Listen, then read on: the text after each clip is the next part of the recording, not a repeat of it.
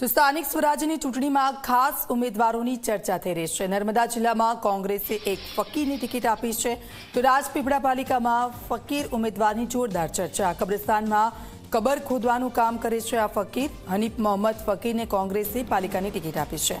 અત્યંત ગરીબ ઉમેદવાર પાસે નથી એન્ડ્રોઈડ ફોન, જનસેવા કરવાના ધ્યેય સાથે ફકીર પ્રચારમાં ઉતર્યા છે। સાવ સામાન્ય હનીફ ફકીરની ચારેકોર ચર્ચા થઈ રહી છે।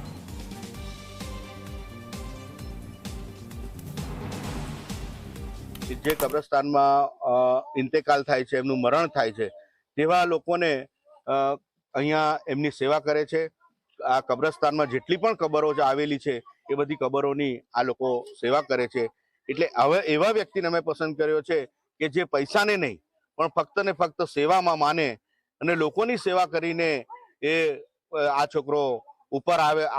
અમને વિશ્વાસ છે કે એ ઉપર આવશે અને એ છોકરો આ બધી સેવા કરે છે, એટલે અમને ચોક્કસ વિશ્વાસ છે કે અમારી આખી પેનલને જીતાડશે એવી અમને સંપૂર્ણ ખાતરી છે।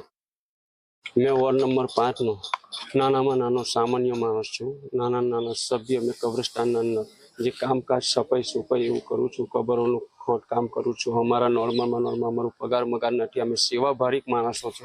અમે આખા મુસ્લિમ સમાજની જેટલી બી મોટ મૈયત થઈ છે તે અમે ખુદ અહીં ગાડી હેલ્ડરિંગ કરે છે, અમે કબરો ખોદે છે। બક્ષી પંચ માણસ આવે છે, મુસ્લિમ જાતિ ફકીર જાતિ આવે છે અમારી, તો અમને બક્ષી પંચમાંથી અમને જે ટિકિટ આપી છે તો અમે એમનો ધન્યવાદ કરીએ છીએ અને ખૂબ ખૂબ આભાર કરીએ છીએ કે અમને આટલી અમારી કદર સાચવી કે અમારા વોરમાં જીતવાની પૂરી ઉમ્મીદ છે। કેમ કે અમારા તમામ મુસ્લિમ સમાજ તમામ જે આપણા ભાઈચારો જે છે તેમના હાથે અમે સંગ્રહેલા છે ને અમે ખૂબ મહેનત કરી છે અને અમને પસંદ કરે છે। અમારા જેટલા બી મુસ્લિમ સમાજને છે અને અમારા જેટલા બી હિન્દુ ભાઈ છે તે આ કમલભાઈ જેવા બી અમને સાથ સરકાર આપે છે, એટલે અમને પૂરી ઉમ્મીદ છે કે અમે જીતીને આવશું।